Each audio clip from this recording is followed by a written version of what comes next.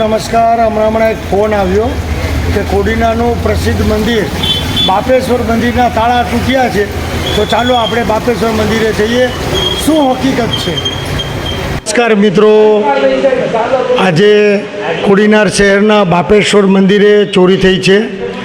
એ જાળીનો નકુચો તોડ્યો, ત્યારબાદ તેજોરીનો નકુચો તોડી અને ચોરી કરી છે।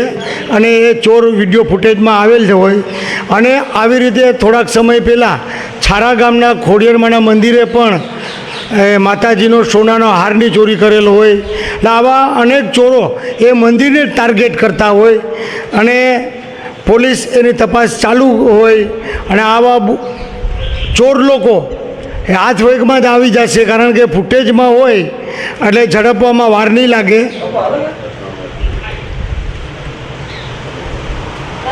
આ બાપેશ્વર મંદિર પણ એક પૌરાણિક મંદિર છે કોડીનાર શહેરનું। તમને એના અવશેષો પર બતાવું।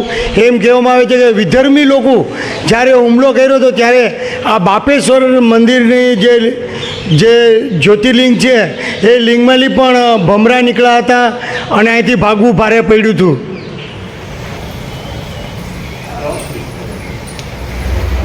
જો મિત્રો, મંદિરની જે દાનપેટી હોય એ દાનપેટીનો પણ નકુચો તોડી નાખ્યો છે। જો નજીકથી તમને બતાવું, મંદિર બહાર એક સ્ટીલની જાળી છે, એનો પણ નકુચો તોડી નાખ્યો છે। નમસ્કાર મિત્રો, કોડીનાર શહેરનું પ્રસિદ્ધ મંદિર બાપેશ્વર મંદિર હોય એ બાપેશ્વર મંદિરમાં પ્રથમ વખત કોઈ વ્યક્તિએ મંદિરનો નકુચો તોડી નાખ્યો છે। મંદિરની દાનપેટી છે એનો નકુચો તોડીને એમાંથી પણ પૈસા લઈ લીધા છે। એટલે આવી રીતે ચોરી કરી છે અને એ ચોર પોતે પણ વિડીયો ફૂટેજમાં આવી ગયો છે, પોલીસના હાથમાં જ આવી જશે ટૂંક સમયમાં જ। એટલે ખાસ કરીને કહેવામાં આવે છે કે ભગવાન કો ધોખા તો ઇન્સાન કો ક્યાં છોડેગા। મિત્રો, આજે કોડીનાર શહેરનું પ્રસિદ્ધ મંદિર બાપેશ્વર મંદિરમાં ચોરી થઈ છે અને એ ચોર વિડીયો ફૂટેજમાં પણ આવી ગયો છે। અને જો હજુ પણ એ ચોર એની રીતે સ્વીકારી લે કે ભાઈ મારી આ ભૂલ થઈ ગઈ છે, તો બધાય જાતું કરવા માંગે છે ને પોલીસ કેસ કરીએ નહીં, ને જો એ ચોર ન સ્વીકારે તો એને આખરી સજા પણ થશે। બાપુ છે, હું આ મંદિરનો પૂજારી છું। આજે સવારે વહેલા 6:30 વાગ્યાના આસપાસ એક નરાધમ આવેલો છે, બાયપાસથી આવેલો છે અને મંદિરનું તાળું અહીંયા તોડી નાખ્યું છે અને અંદાજિત પેટીમાંથી 2 થી 3 હજાર રૂપિયા એ લઈ ગયો છે। કોઈ પણ જાણીતો જ આ, એને ખબર જ હતી કે હમણાં શ્રાવણ મહિનો પૂરો થયો એટલા માટે પેટીમાં પૈસા હોય એટલા માટે એ આવ્યો અને પેટી તોડી નાખી। આજ સવારના 6 વાગ્યાનો ટાઈમ છે, 6 થી 6:30ની વચ્ચે, તારીખ 26/8/2025। બા તમે કયો બેક શબ્દ? હા, આ બધું દાંતેડું લીધું છે, હરિયો લીધો, આ નકુચો તોડી નાખ્યો ને આ બધી પેટીમાં એ સંઠવેન્ટ કર્યું, માતાજીનો દાગીનો હતો, પછી ઝાલરું હતી, વાટક્યું, હા એ બધું હજી અડ્યું નથી અમે અંદર કંઈ, પછી અમે જોશું। આ પોલીસ આવ્યા બાદ? હા, એટલે કાંઈ અંદર અમે તપાસ નથી કર્યો ને આ બધું ઉપાડી ગયા છે। એક પેટી ઓલી કરી નાખી દીધી, 12 કિલ્લાની ઝાલર લઈ ગયા। ચોરી થઈ હતી? હા, 12 કિલ્લાની ઝાલર લઈ ગયા હતા, 50 વાટક્યું લઈ ગયા હતા ને માતાજીનો દાગીનો એ બધી લઈ ગયા। અંદાજે કેટલાકની ચોરી થઈ હશે? એ તો કંઈ ખ્યાલ નહીં, પણ વધારે થઈ હશે એટલે અમે જાણ કરી હતી, પણ આમાં કોઈ પોલીસવાળાએ કંઈ બિસાડે તપાસ કર્યું પણ કંઈ જડ્યા નહોતા ચોર। એટલે આ તપાસ કરી પણ કાંઈ મળ્યું નહીં।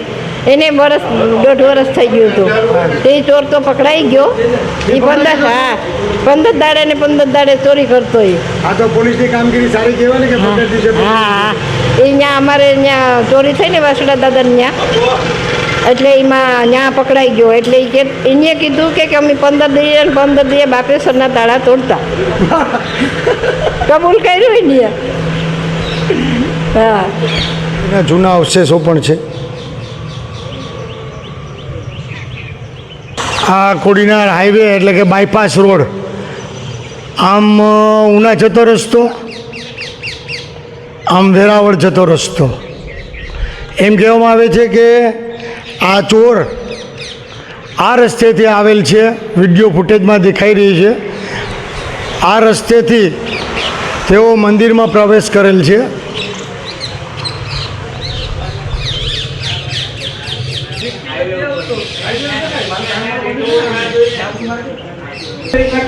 બાપેશ્વર મંદિરના ભક્તજનો પણ ચિંતામાં હોય.